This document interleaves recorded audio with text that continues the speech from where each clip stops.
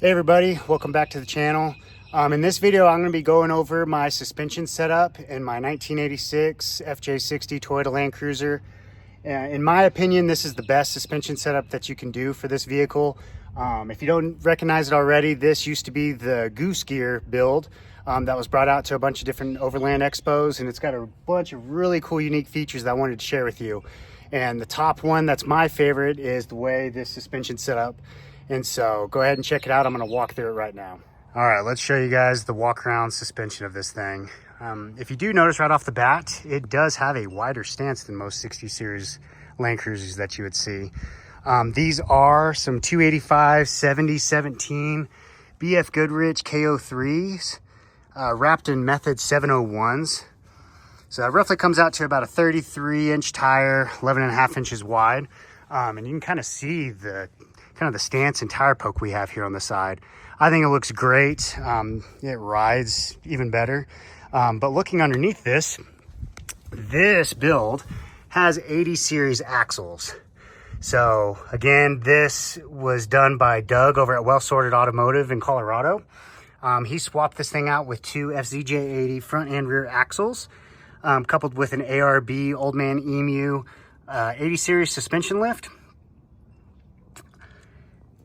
Of course, we got all the benefits of that. I know the popular thing nowadays is for shops to switch out 80 series chassis and put an FJ60 body on top of that. I think some people have called it the FJ, I think it's 140. But all the benefits of riding like an 80, those really robust axles, floating, you can flex on the trail. We've got no leaf springs in this thing. So this thing feels super great on highways. Again, I daily drive this, kind of back and forth between this and my 2020 TRD Pro Tundra. But this suspension setup makes this thing so great to drive. Like I said, feels like an 80, drives like a 60. Of course, this thing does not drive like a 60. If you looked at my previous video, you saw that we've got an LS swap underneath this hood, coupled with a 5-speed NV 4500 transmission. So ample amount of power. I can cruise on the highway this thing, cruise at 75, 80, pass cars if I need to, no problem. And the whole time I feel very, very stable. This thing doesn't wobble.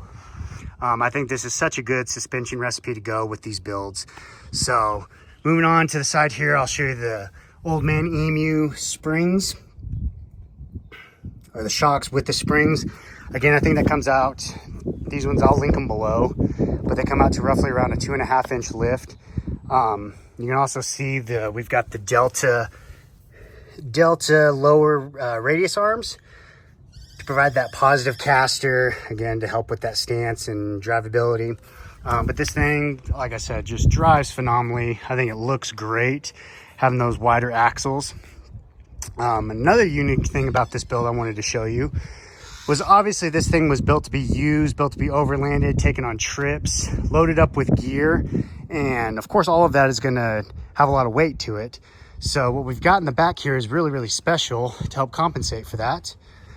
Again, looking underneath here, we've got those 80 series axles with the disc brakes in the back. But if you look right here, we've got airbags. So this is the Torfab airbag setup. Really, really great to have. I can air this thing up or down depending on how much weight I have.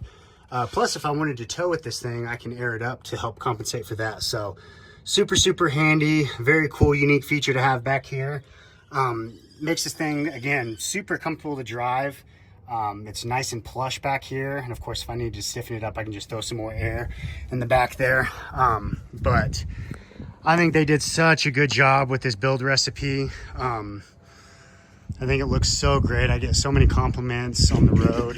And again, this thing just drives like a dream. So if you have a 60 series Land Cruiser out there and you're looking to upgrade your suspension kit and you can't fully afford to buy two separate vehicles, buy an FJ80 and a 60 to throw on top of that, if you could source out some 80 series axles and do the conversion, this is just such a good way to go. Again, I did not do any of these. This was all done by Doug at Well Sorted Automotive. did a fantastic job. This thing drives like a dream. So I'll be doing some more videos on this. If you have any questions, comments, leave them below. I'm gonna try to link all these in the description below as well. I'll be providing some more videos on this build and all the unique features. So if you have any questions, comments, or want to see anything different, leave them below. Go ahead and subscribe to the channel, and I'll catch you guys next time.